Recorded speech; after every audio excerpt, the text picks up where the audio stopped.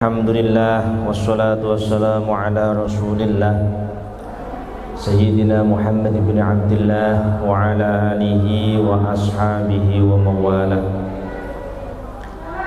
Allahumma salli wa sallim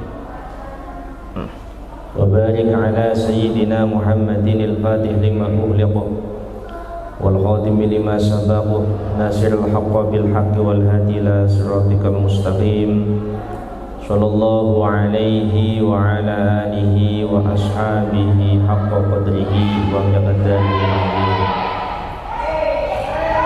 Allahumma salli wa sallim wa barik ala sayyidina Muhammadin salatan tuthabbitu fi qalbina al-iman wa tuhafidhuna al-Qur'an wa tufahhimuna minhu al-ayat wa taftahu lana biha nural janat wa nural na'im wa nuran nadhar ila wajhikal karim wa ala alihi wa ashabihi ajma'in. Amma ba'd. Bapak-bapak, ibu-ibu, jamaah rahimakumullah, sebelum kita mulai, mari bersama-sama kita tata niat kita dan kita mohon kepada Allah Subhanahu wa taala mudah-mudahan mendapatkan ilmu nafi', ilmu yang bermanfaat, ilmu yang membawa keberkahan, ilmu yang mendatangkan kebahagiaan bagi kita fi dini wa dunya wal akhirah. Monggo bismillahirrahmanirrahim. Nawaitu ta'alluma wa ta'lim wa tadhakkura wa tadhkir wa naf'a wal intifa' wal fa'idata wal ifadata wal istifadah wal hatha ala tamassuki bi kitabillahi ta'ala wa sunnati rasulih. Allahumma rzuqni haddan minal ilmi wafiran yastaqimu bihi lisani wa tata'afa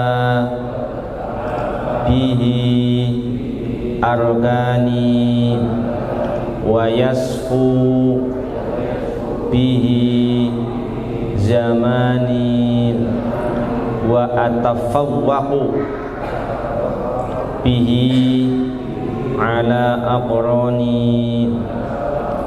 Rabbi zidni ilma warzuqni fahma. Amin. Bapak Ibu jamaah rahimakumullah, pada pertemuan sebelumnya kita telah membahas tentang fadilah Al-Quran, keberkahan Al-Quran yang juga menyebabkan tempat yang dipakai untuk membaca Al-Quran menjadi tempat yang diberkahi. Nggih, tesih kelingan Bu? Tesih? Insyaallah. Al-bait idza quri'a fihil Qur'an. Iki ngeling-ngeling, mengingat kembali yang telah kita bahas nggih, ben makin nyambung. Al-bait idza quri'a fihil Qur'an, rumah yang dipakai untuk membaca Al-Qur'an, rumah yang di dalamnya digunakan untuk membaca Al-Qur'an. Hadaratul malaikah, maka malaikat akan berbondong-bondong datang ke rumah itu. Wa tanakabat anhu syayatin, dan setan akan menjauh dari rumah itu. Wattasa ala ahlihi, dan orang-orang yang tinggal di rumah itu akan diberi oleh Allah keluasan. Wa katsura khairuhu, dan akan mudah sekali melakukan kebaikan-kebaikan, melakukan amal-amal soleh niki gampang. Wa qalla syarruhu, dan sedikit melakukan keburukan. Jadi omah niku omah dalam panggenan sing barokah, nggo ibadah kepenak, nggo maksiat mboten kepenak. Tapi wa innal bait, rumah, idza lam yuqra fihi al-Qur'an, yang tidak pernah dipakai untuk membaca Al-Qur'an, yang di dalamnya tidak pernah digunakan untuk membaca Al-Qur'an, iki mengke hadarat husyayatin, setan seneng datang ke rumah itu. Wa tanakabat anhul malaikah, malaikat menjauh dari rumah itu. Nggih. Tanakabat ay tabu'adat, menjauh, mendekat saja tidak mau, apalagi masuk. Maka efeknya wadhaqa ala ahlihi, orang-orang yang tinggal di dalam rumah tersebut akan merasa sempit, merasa sumpek. Persis nek kula panjenengan kagungan griya, kagungan dalem kok boten wonten lampune. Iki mesti orang-orang yang tinggal di dalamnya merasa napa? Boten kepenak babar blas. Boten wonten lampune. Peteng. Nggih napa-napa niku boten kepenak. Wa qala khairuhu, sedikit melakukan kebaikan, males, abot. Sebabnya napa diganduli napa? Setan. Wa katsura syarruhu, dan banyak melakukan keburukan, didorong setan untuk napa? Untuk melakukan hal-hal yang tidak diridhoi oleh Allah Subhanahu wa taala. Sehingga saking dawuh niki, dari penjelasan ini maka bisa diambil sebuah pemahaman sederhana. Kalau kita ingin menjadi orang yang lebih baik dari sebelumnya, maka hal yang bisa kita lakukan napa? Dibersihi, rumahnya dibersihi. Dengan cara apa? Dengan cara digunakan untuk membaca Al-Quran, digunakan untuk berzikir kepada Allah. Kalau kita merasa rumah kita ditempati kok tidak nyaman, iku menawa kathah napa nih Pak? Kathah demite. Malaikat iku mboten ulun rawuh. Oh, sebab jarang gini ibadah. Bulan Ramadan nggih dengan sing semangat maca Al-Qur'an teng masjid nggih sae, teng dalem pun piyambak-piyambak nggih sae. Ben omahe padang. Mengene omahe padang, daleme padang iku nggo ibadah gampil. Hal lain yang bisa kita lakukan supaya kita semakin hari semakin baik, atau ketika kita ingin dekat dengan Allah Subhanahu wa taala, adalah dengan cara selain panggenan ini didandani, dibersih, adalah dengan cara menseleksi kembali, memastikan kembali bahwa apa yang masuk ke dalam perut kita niki halal. Niki penting nggih, bab niki penting. Imam Sya'rani, Abdul Wahab Asy-Sya'rani niku ngempalaken wasiat-wasiatipun Gusti Kanjeng Nabi Muhammad sallallahu alaihi wasallam dhateng mantune Sayyidina Ali bin Abi Thalib. Dipun sebat kitab Wasiatul Mustafa. Di antara wasiate Kanjeng Nabi dhateng Sayyidina Ali bin Abi Thalib, berarti sejatosipun niki ugi wasiate Kanjeng Nabi datang sinten? Datang sinten? Datang kula panjenengan sedaya. Dawuh sae, Ya Ali, ya Ali, man akalal halal sofadinu. Ali, ketahuilah, man akalal halal, barang siapa yang makan makanan yang halal, makanan yang masuk ke dalam perutnya adalah makanan yang halal, sofadinuhu, agamane bersih, agamane sae. Nggih. Sebabnya kok makanan yang haram itu kalau kita gambarkan seperti racun. Nggih. Orang kok makan racun itu mesti napa? Mesti napa? Keracunan. Orang kok makan makanan yang bergizi itu mesti awake napa? Sehat. Lah sing dikersake agama niku yo bergizi. Makanan yang bergizi itu berarti akan menguatkan jasad kita. Jangan angan-angan ini. Makanan yang halal akan menguatkan ruh kita. Jadi kalau makanan kita bergizi saja, bergizi saja dalam artian bergizi niku yo sesuai dengan apa? 4 sehat 5 sempurna. Niku mengke menawa awake nggih sehat, tapi nggo ibadah abot. Sebabnya napa yang dikuatkan adalah napa? Fisiknya. Tetapi ruhnya mboten.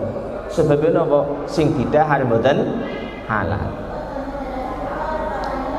Man akalal halal sofadinu, barang siapa yang makan makanan yang halal, sofadinuhu, agamanya menjadi bersih, baik agamanya. Waraqa qalbuhu, hatinya menjadi lembut. Hati sing lembut, hati yang lembut adalah hati yang gampang tersentuh dengan mau'izatul hasanah, dengan peringatan. Lawan hati yang lembut adalah hati yang keras. Hati nek pun atos niku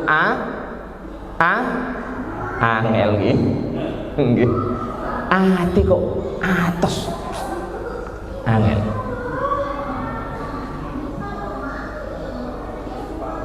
Mboten krasa. Ketika diberi nasihat tidak merasa bahwa nasihat itu ditunjukkan untuk dirinya. Ketika mendapatkan ilmu itu bukan untuk memperbaiki dirinya, tetapi untuk menilai orang lain. Angel nggih. Hati menjadi lembut. Iki nek daharane napa? Halal. Walam yakun li da'wati hijab, kalau Kanjeng Nabi. Walam yakun li da'wati, dan tidak ada penghalang bagi doa-doanya. Maknane napa? Cara ndonga mandi. Dongane dipun ijabah Gusti Allah Subhanahu wa taala. Ya kalau dewi-dewi nggih kula panjenengan sedaya perlu nyuwun donga dhateng tiang-tiang napa saleh. Menawa dongane dhewe ora patek mati.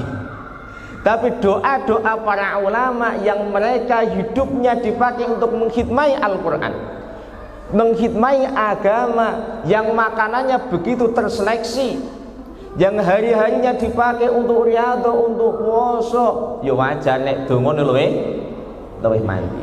Mboten napa-napa kula panjenengan sedaya sowan dhateng tiyang alim, nyuwun tulung kula didongake. Niki anak kula jenengan dongake.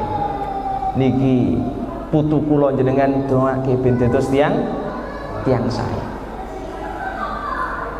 Niki atau kaidah ini yang dipakai, dipraktekkan oleh para sahabat Kanjeng Nabi Muhammad sallallahu alaihi wasallam.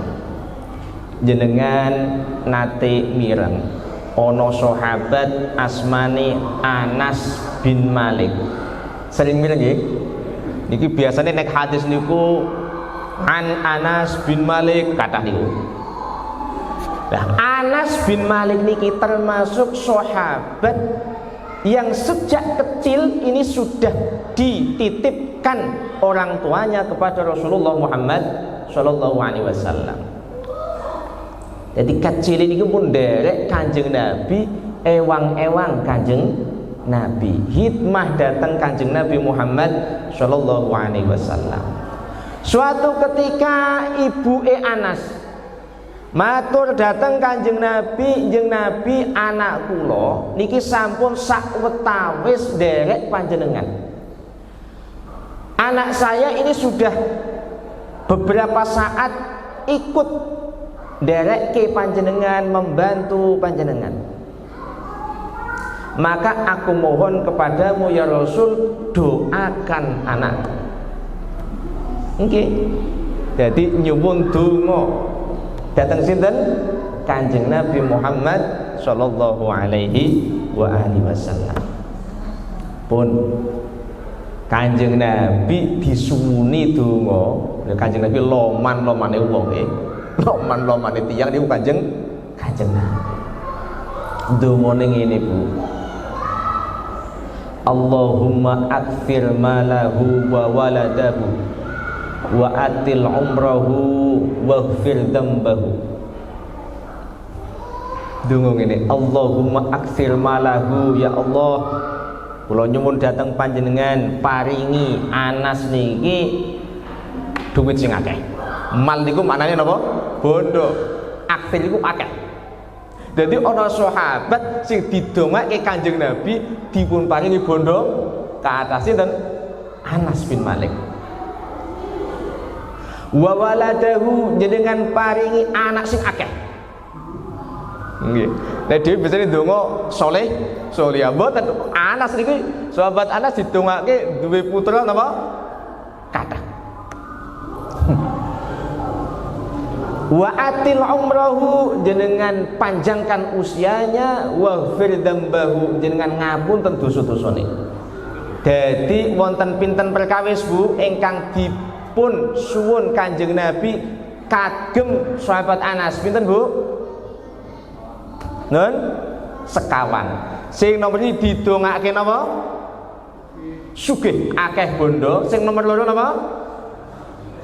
Akeh putrane. Sing nomor telu napa?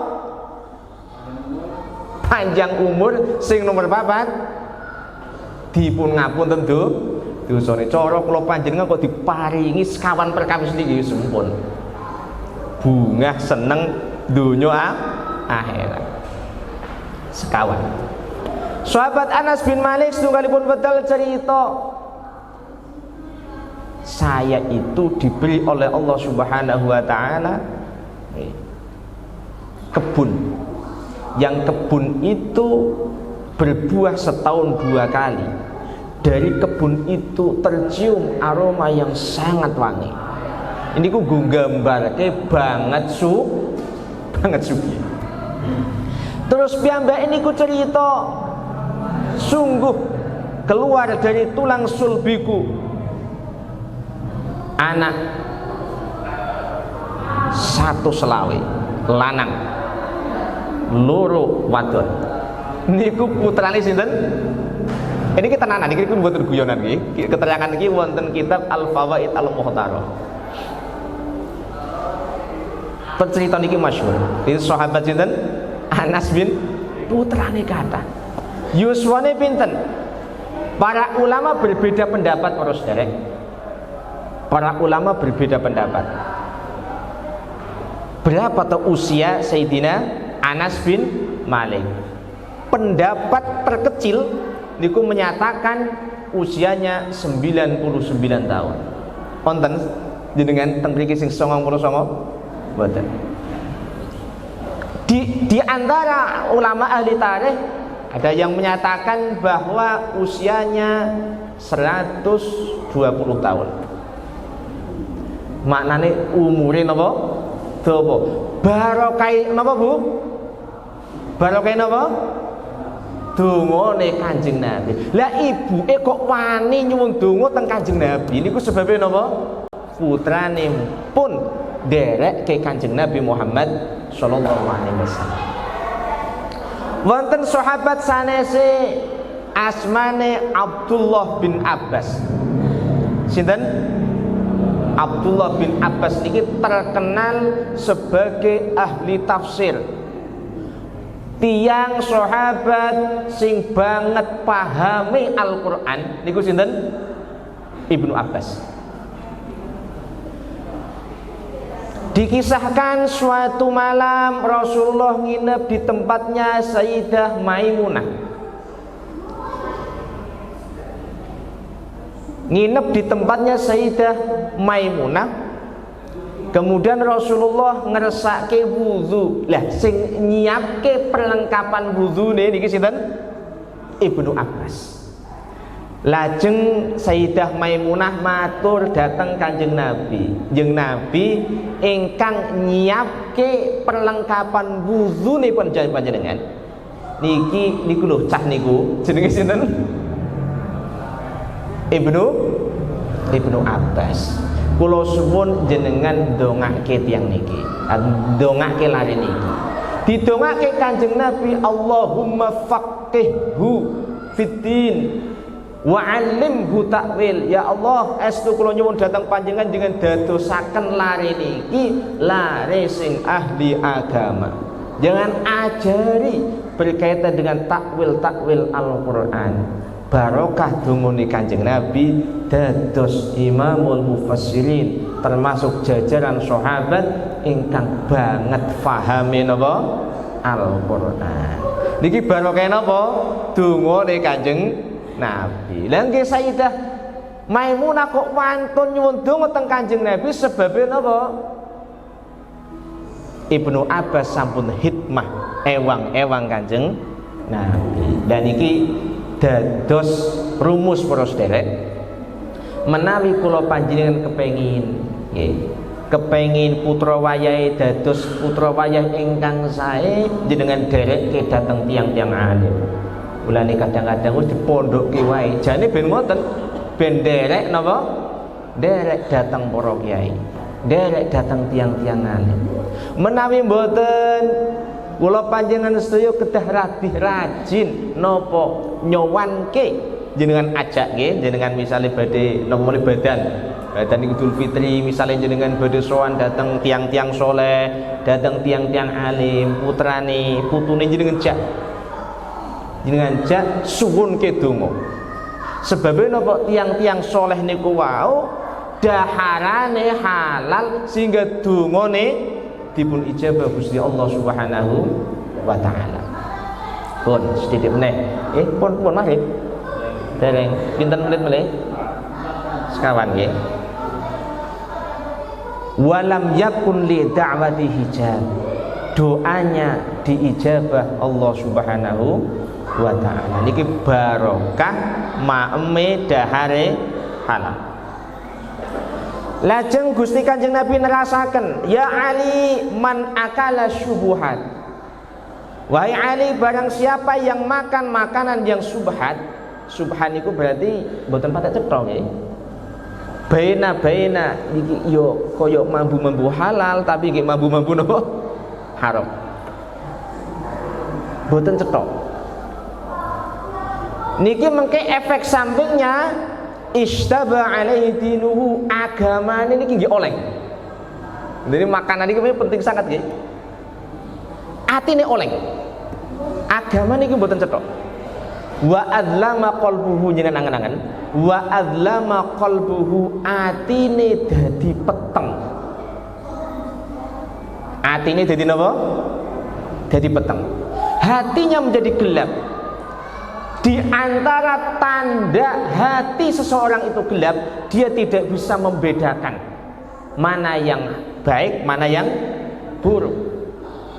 Di antara tanda hati yang gelap adalah hatinya gelisah, bingung. Niki efek samping saking daharan sing napa? Sing subhan. Nggih. Mila nek kula panjenengan kok krasa atiku kok peteng ya niku coba diistighfar sing kathah kali apa iya kira-kira sing dimaem napa sebab niku wau makanan niku kados racun para sedherek Pun kula gambarke ngoten, jenengan cara awake sehat nggih. Tegese tidak terkena virus napa-napa. Jenengan dahar madu niku rawose napa? Nun? Ya manis. Lombok niku napa? Nggih pedes. Nggih seman iki manah iki nggih ngoten. Dadi mulane kedang hati-hati nggih. Loh, tapi kan saya tidak tahu Pak Rois. Ya, baik tahu atau tidak tahu, nggih, niku tetep ada efek samping. Pun kula gambarke ngoten. Niki air putih. Nggih, niki napa? Air putih. Menawa misale air putih niki dipun campur racun.